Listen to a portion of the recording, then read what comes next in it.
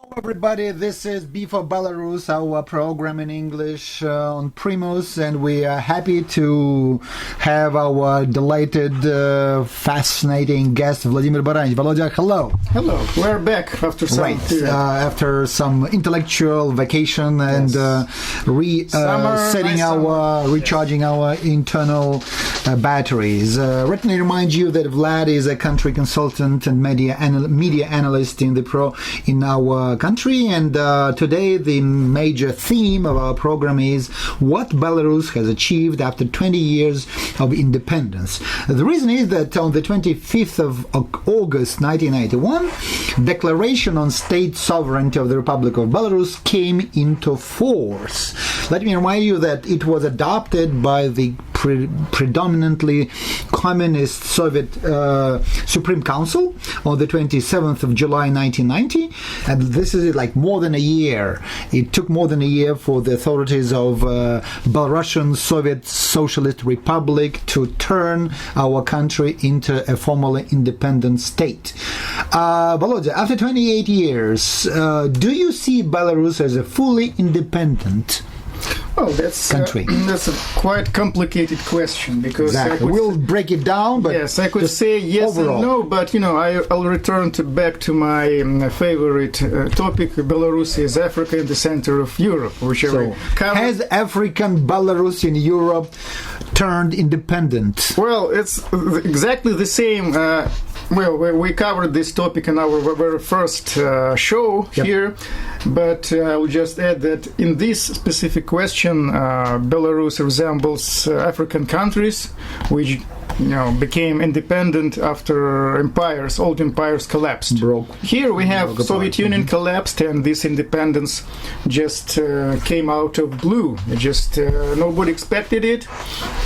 Some people from Russian National Front argued that they'd been fighting for it for years, and essentially they were instrumental in bringing it into a historical fact. Well, they were. I was among those who were, nationalists. One of those which later became the Popular Front, etc., etc. So I could see those. I knew almost everybody who was fighting. Fighting for that independence. It was just nothing in comparison with, if you say, like Ireland or. But it was bloodless. Revolution, which wasn't revolution, but just more intellectual clubs which are talking about future independence. Nobody was expecting it, and certainly even in Poland. You remember in 1988 when these strikes overwhelmed Poland. Valencia at one point admitted that they would not dream about building an independent Poland, independent of the Soviet Union. So they were but at one point they saw that the Soviet Union is falling apart, is rotten to the core, and so they took that opportunity and turned Poland into independent country. What about Belarus? That was came unexpectedly, but 28 years after, we had only one president, we had a relative political stability, we had different political campaigns after the slogan for strong, independent Belarus. But has it really happened? Again, I have to return back before we're just coming too fast, in this question. Just remind that majority of the population was against that independence. We have to begin with this, because remember, a year before that, I guess it was 1990 when Gorbachev arranged the all 1991 Soviet coup d'etat. 1991. August 1991. Referendum of preserving the Soviet Union. As far as I remember, 87% of Belarusians, those who lived in Belarus, they voted for preserving the Soviet Union. I guess that almost the same number of Ukrainians also voted for preserving, keeping the Soviet Union alive, but in one year, almost the same number of Ukrainians voted against the Soviet Union for independence. But it shows the general mindset of people, and after that, independence was perceived by at least a lot of population and mostly by bureaucrats who used to be ruled from Moscow, and they actually until now it is not so visible, but for many years they used to call this country not as the country, the very word country, but the republic. Republic was used in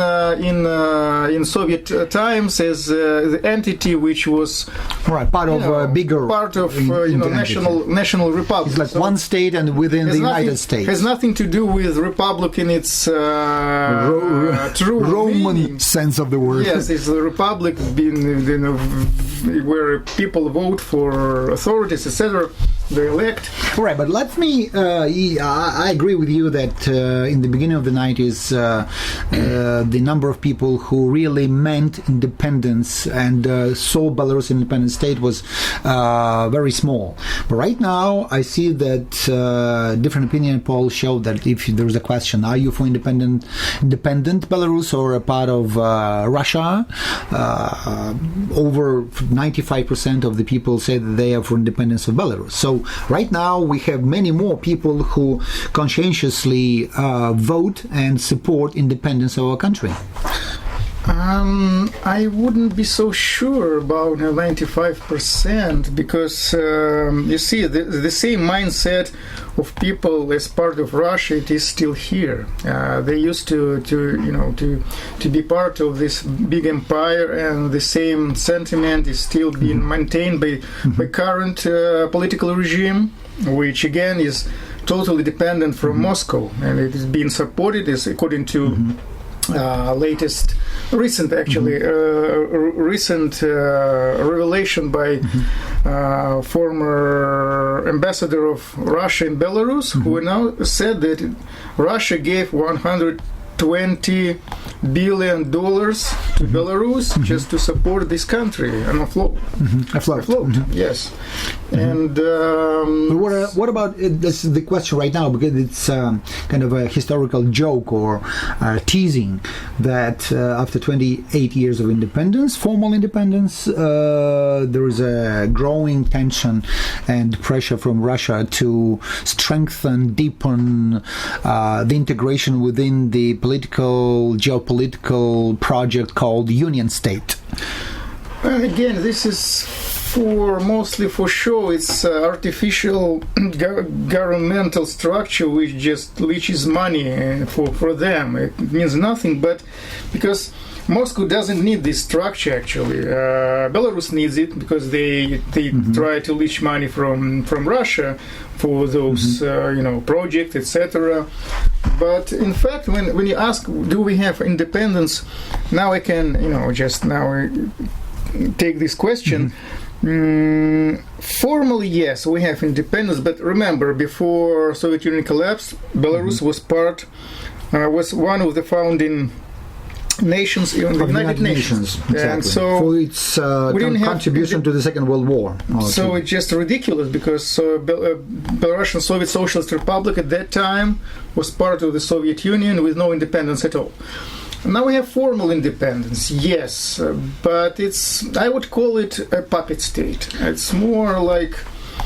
All right, so let's break it down into blocks so that we can see where we moved ahead or where we're lagging behind. Let's first take a very easy topic, which is culture and language. Have Belarusians started using the Belarusian language more frequently in 28 years? You remember in 1991 when the Supreme Soviet passed passed the law on the language, Yes. I was really shocked because I was in the linguistic university and I never used the Belarusian language, though I was sympathetic, of course, to independence. And for me, this forcing people into speaking Belarusian, using it in teaching at the university level was kind of shocking, was kind of part of enforcement, which was not natural. Right now, when you see the number of Belarusian schools, number of where they don't have a national university where Belarusian is the basic language, we see what's going on in the media. What is your perception of the independence through the lens of the culture and language? Well, Belarusian language de facto is dead now. Completely and absolutely, no matter what, I'm myself, used to speak Belarusian language and still speak it with my family. But sad as it is, but Belarusian language is completely dead because there are no natural speakers. I mean, in the past there were speakers in villages, like my grandmother used to speak pure Belarusian language, but it was involuntarily. They were perceived as uneducated, and that language was perceived as peasants' language, as an educated feature, and so people tried, those who used to live in villages, they, especially young people, they tried to get rid of that accent and etc. So now, and again, then when at that time there were opportunities to revive that language. I remember it was a strong campaign, but after current president came to power, and he was supported by Moscow. Moscow was very much afraid of that national sentiment, and remember that they changed the law about languages, so they imposed that. They introduced an amendment in the law which stipulated that Belarusian and Russian languages are state languages. It means only Russian language now. State, right. You can see it's quite ridiculous. You can see signs on streets with street names in Belarusian, and some announcement in public transportation in Belarusian. That's it. Even in Soviet times there was radio and TV. They were in Belarusian language officially. I mean, some of the TV programs are in Belarusian. Some of I don't know. Even there is a campaign to translate pieces of legislation into Belarusian language because we predominantly we have Russian language. At the same time, when we have these very feeble and contradictory efforts to support Belarusian language, we see the reaction from Russia saying that, oh gosh, Belarus is turning back on the Russian language, its nationalists are reviving, and it's time to pay a close attention to Belarus as it may turn into the Ukraine, in another Ukraine. And remember that, again, those who are not aware of modern Belarusian history, that campaign against Belarusian or against revival of Belarusian language, it came together with changing of national symbols. Yep. I mean, regional Belarusian symbols. The flag, which was for 3 years, for 4 years actually. 4 years was red, white flag. Yeah, that's right. And there was coat of arms, which resembles almost exactly like that of Lithuania. And because we had common state in past, so we had the same heritage. And now we have the same Belarusian Soviet Socialist Republic symbols. Flag. So essentially what I said, the Soviet Union did not break apart, it shrank into one republic, which is the Republic of Belarus. Yes, that's right. All right, so I would really share the concern and the foreboding of the Belarusian language. It is passing away, and without conscientious and kind of coordinated efforts, it would definitely die within one generation if nothing it has already died. Serious. No, I think and well, it's we see efforts in Ireland, we see Wales, where it kind of prevails, and you know what happened in Quebec in Canada, where with the hostile English language environment, the French there is French colony, living French in France, but right. I would compare it mostly like Ireland and with Gaulish, this right. So we see this is I think that one of the weakest parts of our independence, as it is difficult to fathom the independence of a country without its well-defined language and culture. Okay, let's. No, I would disagree with that. Independence can be no matter what language is. Like if you take Singapore, it's. I'm not sure which population is there, but they speak. They speak Chinese. The official language is English. That's so right. If you take Austria, for example, they speak German. And some other countries which use, like take African countries. Many countries they have English or French or Portuguese. Right. Essentially, that's the Republic of Belarus is an independent political entity. Can survive with the Russian language as its main language, and with the culture, which is the mixture of different cultures. Agree. Let's move on to the force structures. So, the basic functions of the government or the state are law enforcement, preserving peace, and protecting people from domestic, internal, and foreign enemies. So what about the independence and sovereignty, strength of such institutions as police, army, general prosecutor's office, court system? Well, we probably have the biggest police forces in the world. Per capita. Per capita, right. And we have a lot of policemen, right. Yes, and of course their main task is to preserve the current regime.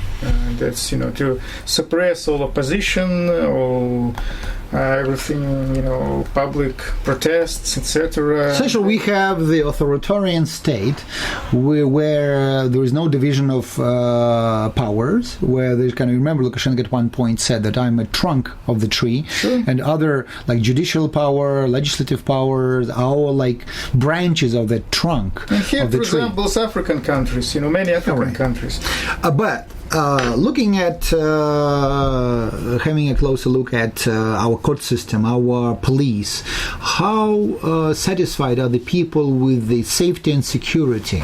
What are the threats in the context that, as you know, we don't have independent domestic infrastructure to train officers, generals, top officials, top technocrats for the army, police, intelligence. Predominantly all of them are trained in Russia. Sure, that's what I call it. This independence is, if you take the major institutions, it's like a puppet state. They are like extension of Russia, and the very word Belarus translates like White Russia. So it's and Russians, many Russians think that Belarus is still. If you talk to people in Russia, they would be surprised that it's independent state. But the question is, in a critical moment, for example, if we have a referendum or if you have some tension with Russia, what part would the army and police take? The part of the authoritarian leader, which our Minister of Foreign Affairs or in Belarusian Popular Front to preserve independence, or the part or the side of the Kremlin and the chauvinists that claim that Belarus would be better off within this union state or within Russia? I'm afraid they would take part of Russia because not because they have national sentiment. It is they're completely, they're out of that. They don't have such sentiments. Feeling or such thing, but because Russia is. They pay better in the Russian army and in Russian police. So I'm not sure about some very loyal forces of those who protect governmental structures. But again, if talking about military is in their numbers But 65,000 people in the they're military. less than police forces. Yep, it's almost three times less than police. They're good for parades. I think. You see, the thing is that Belarus has no enemies at all. Nobody has to conquer Belarus. For example, hypothetically, if Russia decides to conquer Belarus, there is no chance for Belarusian army to protect itself in the formal way. 2 hours, maybe in some closed. We remember guerrilla warfare that Belarusians could perform for any invader. Forget about guerrilla warfare because we have no forests almost. All right. And modern warfare. Deforestation, our biggest enemy, right? These compradors, they sold all forests.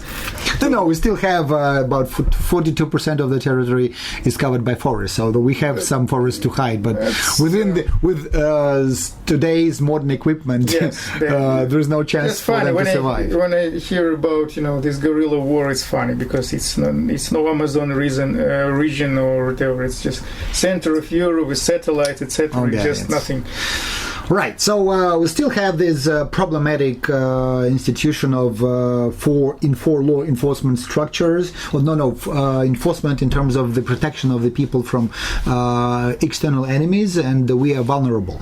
So let's go to another very important institution, which is money. And you're an expert in household money, in finance, and do you believe that the Belarusian currency is a valid form of money? Should we keep it? Should we abandon it? How close is it to the hearts and pockets of Belarusians? Money can be, even for quasi-money can be used for their purpose. If you see that even those bitcoins, etc., they also serve as money. So it doesn't matter how it is called. It is still, but we still have our national bank, monetary system, and but it is 50%. We have what is called basket of currencies.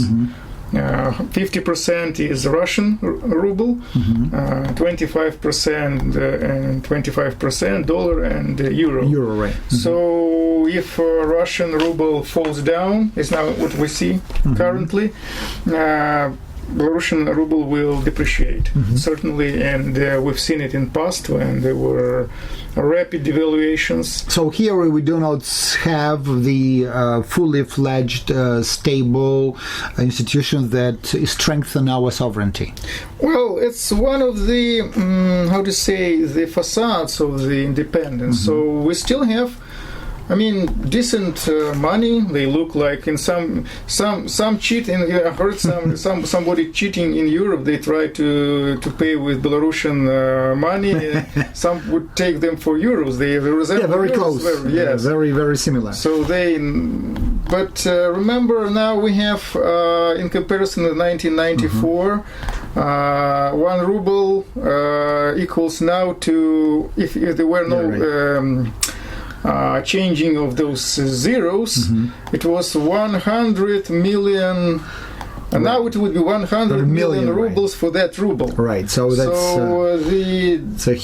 a disaster. Belarusian authorities have failed to deliver stable money, and I do not see why we should have the Belarusian ruble as a single monopolistic means of payment inside the country. Definitely, this is the institution that hampers the building of independent, sovereign economy, even to say nothing about the statehood. Well, there is a reason, because if you take the money is the is kind of, as I said, it is the facade of the political regime, let's say, because we have, de facto, we have not authoritarian, we have monarchy, actually. Monarchy, we have...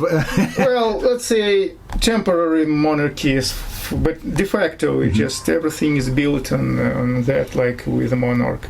And so every ruler, when he has should have its own money, his own money. So it's just more matter of tradition. Not tradition. It serves its purpose to control people, to control emission, to control just circulation of money. It works. I mean, the national bank works hard to maintain the stable national currency. But again, in everybody, thinks in now less, but they more think in dollars. If you recalculate everything in how it would people's be currency definitely is an US dollar. Yes. All right, let's move on to another very important institution, which is property structure. Back in the beginning of the 90s, everything was common.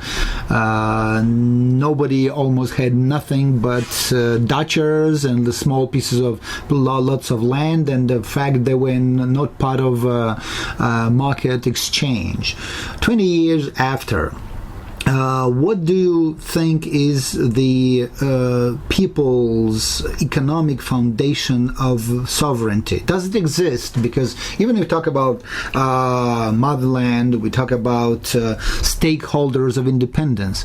If you don't have land, if you don't have business, if you don't have savings account, if you don't have stocks, if you don't own them, if you don't have any commercial interest in any economic processes, why do you value independence?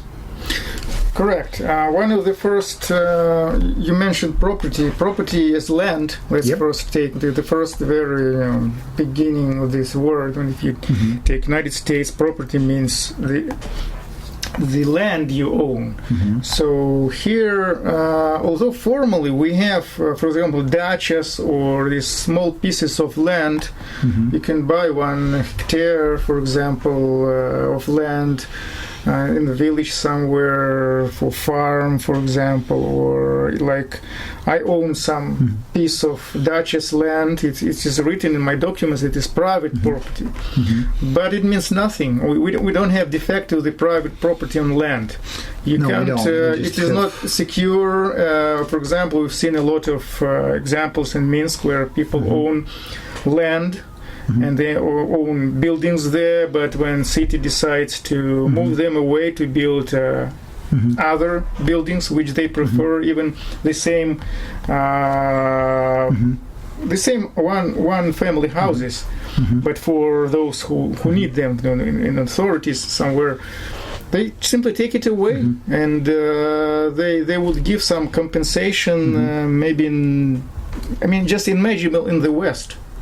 Because without property, there is no any government, any president, any monarch doesn't have any people to rely on. So he either buys foreign servants to provide security services, or he will collapse. Yes, but here we have like a monarch who owns all this land. He allows this. For example, we have quite vast areas of land which were given to Chinese projects or to Arabs, to some Russians, to hand-picked nomenclatura. Well, actually, they were not given as property as to own, but they kind of rent it. Maybe if you take into account that our authorities are so prone to steal and to use nepotism and all this, what is called comprador mind of set.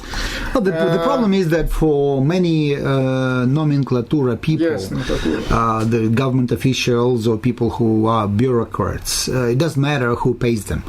Russian oligarchs or Belarusian oligarchs or Chinese, as long as they get their kickbacks, as long as they can preserve their power over their property and operations, they are fine. So for them, Belarusian flag or Belarusian coat of arms or hymn are nothing but some rituals, nothing else. But under this cover-up, they perform the functions and perform the operations that are weakening the independence of the country. And Lukashenko, that's why in the last 2 years, I think that he 5 or 6 times mentioned and stated that the economy is number one. Without economy, nobody cares about independence. At the same time, he does not deliver on strengthening the economy, of turning into the dynamic structure that provides employment opportunities, income opportunities, health care and good old age opportunies. So it's kind of, there's a discrepancy, the gap between what he says, tentatively he realizes what's going on, and on the other hand, what he delivers, because what he delivers is kind of, again, as we agree, this state planning, Soviet style management and system. Yes, and this which fell apart. This is well, if we're talking about independence again, you see, we can't lose what you don't have. I mean, yep. Independence is more such. How to say, it's more fluid, something, it's like a wax, something, a more state of independence, because officially, yes, there is independence, but unofficially there is Russia who provides all resources for that independence, and again, military power comes from Russia, military equipment comes from Russia. Well, the most important money comes from Russia, with resources like oil, gas. Now they try to build a power station, nuclear power station. Again, it's a Russian project, and it's even dangerous project, because That's right. Well, I think that the next issue of independence is very closely connected with the property structure, because Lukashenko, the government always says about diversification of the economy. We should trade more with the world. There's like three directions of trade: Russia, EU, and so-called distant curve. And in this case, look at the trade structure and what we deliver to the world. We have intermediate goods, we have energy products, we have fertilizers, we have basic metals, and that's it. Very, very few products contain intellect, contain knowledge. A knowledge-based economy is something that we are observing, but it's not part of our economic system. Would you agree with that? You see, if we talk about property as part of independence, ironically, here is the strongest part of independence, because everything belongs to the state here. But again, it's very fragile. It's like Soviet Union. Who cared about Soviet Union? Right. Force structures, trade unions, party bosses, people who benefited from it. But what about the rest? People said, well, it's not ours. We are discriminated. We are humiliated. We are pawns of the masters of the game. Why should we care about this system? And that's why when it collapsed, so okay, let's move to another system. Likewise in Belarus. Everybody, the pensioners in Belarus, most of them believe that Lukashenko pays them pensions, which is absurd. Yes. So Lukashenko here, Lukashenko there, it's one-man show, one-man monarchy, as you rightly said. But is it stable? Is it sustainable in the long run? No, it is not. It's not stable at all, because everything depends from one person. From Lukashenko. Say he dies tomorrow, I mean, that's everything collapses. Monetary system collapses. There will be panic, because it's like God. He's down from the Olymp, and everything is connected to him. It's he's boss of everything. And that's the very weak point of the independence, because he is like the one who guarantees it, and he tries to impose it on people to believe it, and they do believe it. And again, the institutions of Belarusian independence, they're since they depend on Russia, people don't feel, especially bureaucrats, they don't feel it like their own. I mean, like exactly their state. It's still the territory. That's why the whole talk about deepening union state emerged only because the authorities failed to deliver on basic foundations of independence. In money, in fiscal terms, in economic terms, in trade terms, in property rights, in sovereignty. If we had a lot of millions millions of people who own shares of Belarusian companies, if we were proud of our ruble, if we were proud of our regulatory state, if we were proud of our rule of law system, if, for example, Russians come to Belarus because they trusted our courts, that would definitely mean Belarus is an independent state, and that would be our soft power in the dialogue with Russia. Right now, we cannot boast that we have institutions better than Russia. You see, the Union State, we have to come, to go back to the very beginning of that Union State. It was originated, actually, it was invented by Lukashenko. Yeah, that was when he tried to replace. He was thinking about ailing, dying Yeltsin to become Russian leader at that time when Yeltsin was old and losing power, but no longer. After Putin came to power, it just became invalid. Yep. And but now there is actually this Union State is the danger to independence, because if Putin decides to incorporate Belarus, like create the new Soviet Union, well, consisting of Belarus and Russia doesn't matter. For them, it would be all great Soviet Union again revived. Right. I don't believe that Soviet Union is revivable, but still the dangers and risks of losing independence are still present, and we cannot exclude it as an option in our geopolitical development. So let us conclude that if you are to evaluate in the scale from 0, nothing has been done, to 100%, Belarus is fully independent, how would you evaluate the process of building up independence of Belarus from 0 to 100 in percentage points?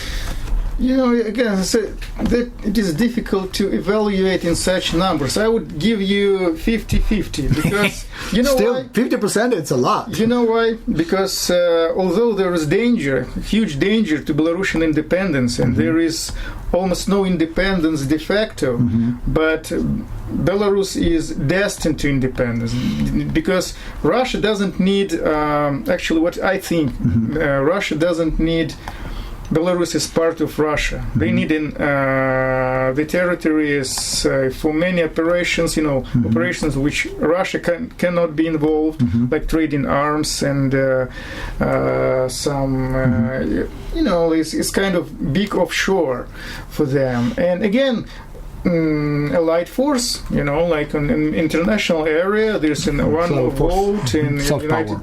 So in this case, I don't think there is any danger for Belarusian independence. Although there is no formal independence, ironically, it's a paradox, but still we have very, very strong independence because involuntarily, I would call it. That's right. This is the conclusion of Vladimir Baranich, who is our country consultant and media analyst. And Belarus definitely is a country full of paradoxes, independence and not independent at the same time, authoritarian at the same time. We claim to host Helsinki 2.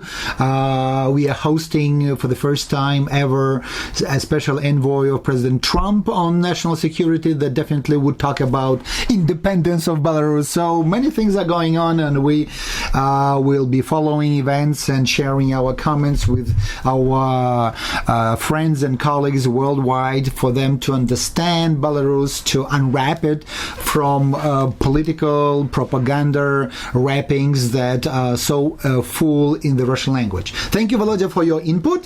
Vladimir Baranich, Yaroslav Romanchuk are with you. Stay with us for another B for Belarus programs. Hello. Bye. Bye-bye.